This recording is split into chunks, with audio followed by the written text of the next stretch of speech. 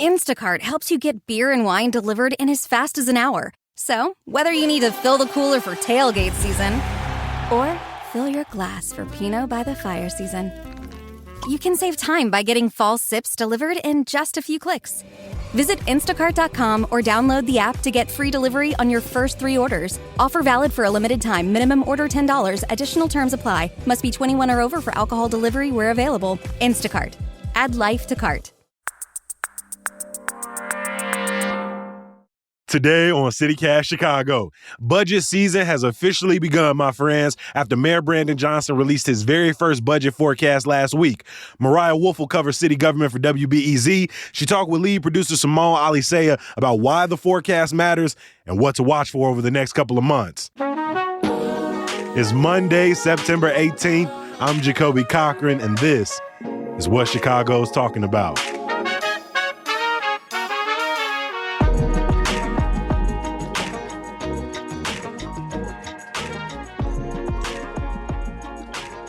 Mariah Woelfel, who is in City Hall right now. Welcome back to CityCast Chicago. Thanks, Simone. It's so nice to talk to you. Yeah, before we get into kind of what we actually learned from the budget forecast, let's kind of set the stage here.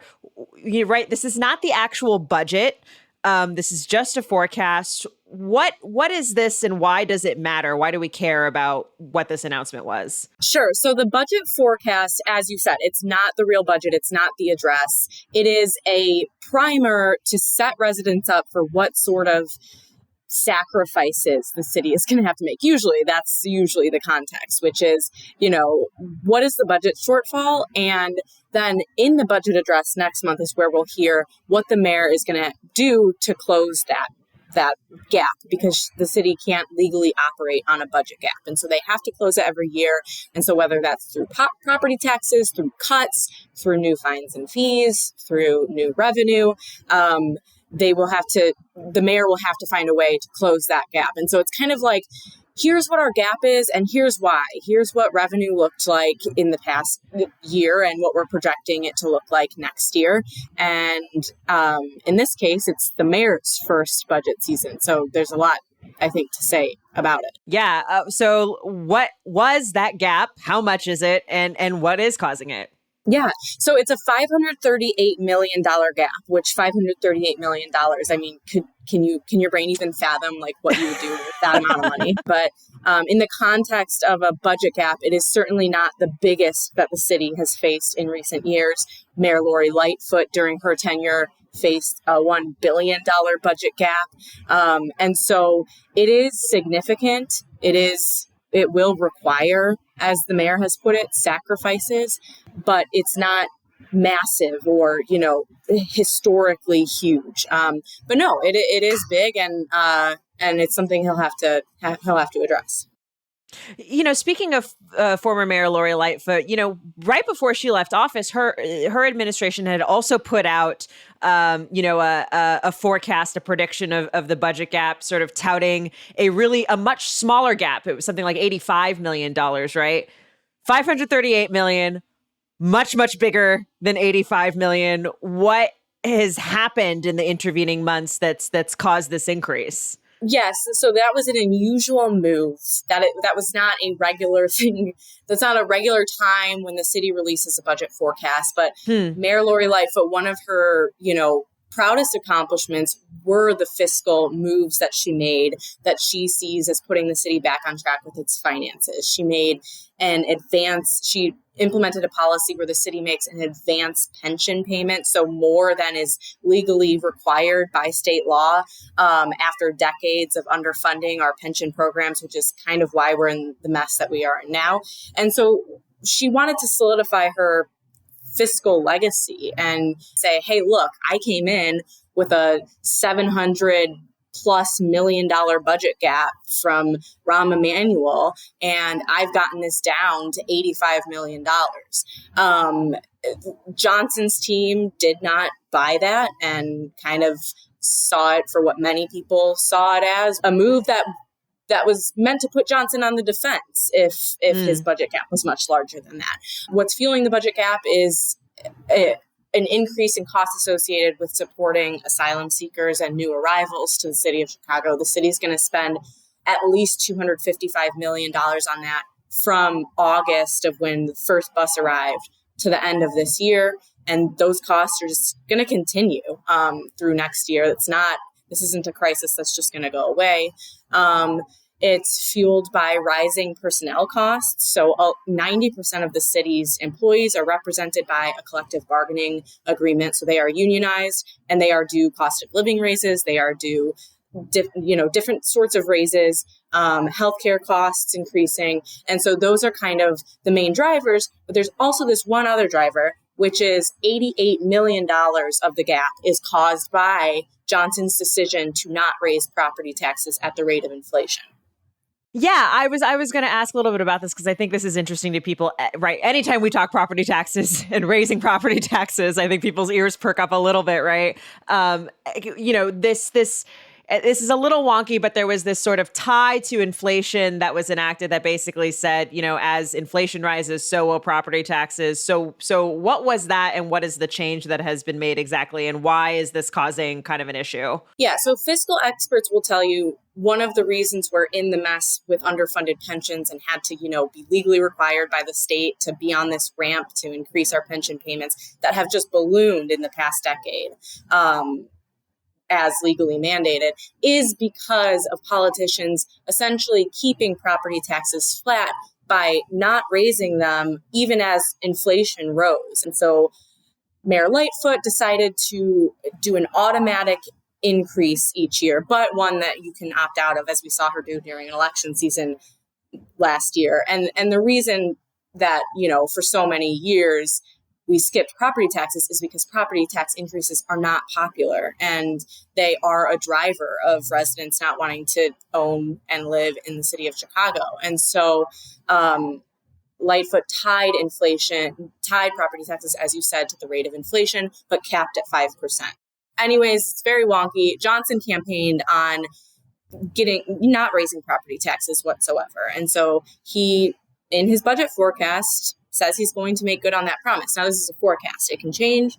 He plans to introduce his full budget in October, so we'll get the final answer then on whether he will raise property taxes then.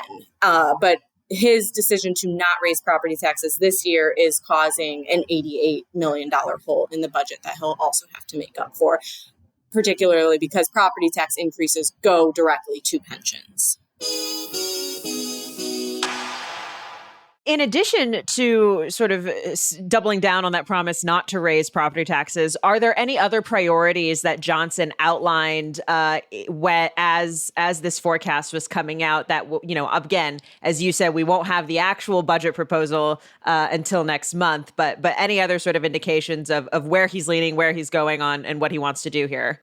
Yeah, so in terms of spending, he is going to keep that Lightfoot policy of paying a larger amount on pensions than required. He's saying he's going to do around $300 million more than on top of what's required. So the pension payment will be about $2.7 billion with that $300 million advance. That's one priority, which is, a fiscal priority. It's not one that, is easy for residents to understand as something that affects their daily lives, but it's something that was revealed in this budget forecast. He's also predicting spending $149 million at least on the efforts to support migrants, which is also contributing to the budget gap. Mariah, there has been so much talk about Johnson, his new administration, how progressive this administration may or may not be. And I feel like we've all just been kind of waiting for this budget to come out to see, is it really going to be, or is it not really going to be? Yeah, I think that he has a lot of flexibility. He has talked about how he's going to be deliberate, how you can't change something overnight. But I do think that this budget, he's going to want to indicate that these things are priorities for him. I think, we might see some movement on him reopening mental health clinics, for instance. We might see some movement on the Department of Environment. Progressives have long fought for a fully fledged Department of Environment to handle environmental racism that's longstanding in the city of Chicago. And so we might see, small step towards these things. But speaking of the budget gap, it is going to make it very hard for the mayor to in 1 year, make good on these bold and expensive promises that he has. But I do think what we'll see is sort of a consensus budget where he'll, have to kind of work within the bounds of a $500 million gap, but also maybe some signs of progress that he'll be able to point to and say, look, like, these are signs that we are taking these things seriously, and we have 3 more years to continue on these promises. So we're expecting that budget proposal in October. What's kind of the timeline after that in terms of the city's budgeting process?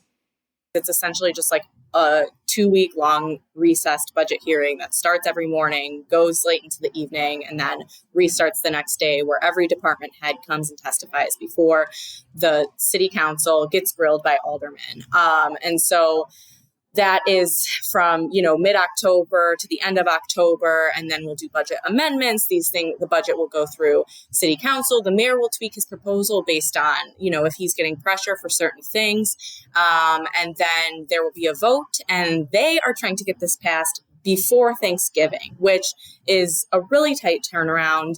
We will see if that happens, but they have to get it passed by the end of the year to start operating on this budget next year. So it has to be passed before the end of the year, and it has to be balanced. We can't have any gaps or any deficits running with that budget. Yes, exactly. Are there going to be more chances for the public to weigh in on proposals as they emerge? Yeah, so each of the budget hearings will start with testimony from public commenters. But I think the main way to make a difference now is by calling your aldermen and telling them what's important to you. The city held a series of roundtables before the season really got underway to hear from residents. I think it was like 3 or 4, which to me, I feel like there need to be more. But I think aldermen and the mayor would say, you do always have a way to engage in city politics, and that's going into your ward office or calling your aldermen. Call them every day if it's something you really care about, and getting them to pay attention, because then in these budget hearings, these council members, they are asking direct questions of commissioners who run the city. They're asking direct questions of streets and sanitation department who provides you with garbage cans. And so if you don't have garbage cans, or garbage juice is leaking from garbage trucks throughout the city, which we have seen in previous budget hearings, then you can speak through your alderman who can raise that. And you might not get answers. That's a whole other thing. But at least you can, start to get it raised and potentially get attention on this issue. We've got, as you know, at least a couple more months on city budget season. Why should we care? I did a story on participatory democracy a couple of weeks back, where aldermen actually have their residents decide how to spend their so-called menu money. It's $1.5 million that each alderman gets to, pay for infrastructure improvements in their ward. And I talked to experts in participatory democracy who say democracy has to be more than just going to the ballot box and voting. It is a very, I think, American idea that that is the only form of practicing democracy. But I think the city of Chicago operates on a $16 billion budget. And the more that we understand that as residents and can pressure our city council members to spend money on what residents want to see and will affect their daily lives, the city will be a better place. So that's kind of just, I don't know, a wholesome or maybe naive way to look at it. But that's why I think it's important, and why it's good to be engaged. And it's why I like to cover budget season, and why I'm looking forward to it. We look forward to it too. Mariah Woelfel covers City Hall for WBEZ. Thanks so much for joining CityCast Chicago. Thanks, Simone. It was a pleasure talking to you. Before I let you go, a little bit of news. The elimination of cash bail officially begins today across all of Illinois' 102 counties. That's after years of legal challenges kept the Pretrial Fairness Act on hold. To learn more about what this means for the state's criminal legal system, head over to chicago.citycast.fm and make sure you subscribe to Hey Chicago, our daily newsletter. There's some good news It's National Hispanic Heritage Month, and Chicago is offering plenty of opportunities to celebrate and learn. The Field Museum is hosting bilingual story time for young people tomorrow and a live Bamba performance Saturday. The Cubs will host their celebration tomorrow night at Wrigley, with the Sox following up later this month. And this weekend, the National Museum of Mexican Art's Dia de Muertos, or Day of the Dead, exhibit opens. As always, we appreciate you for listening. We're going to talk to you bright and early tomorrow. Peace.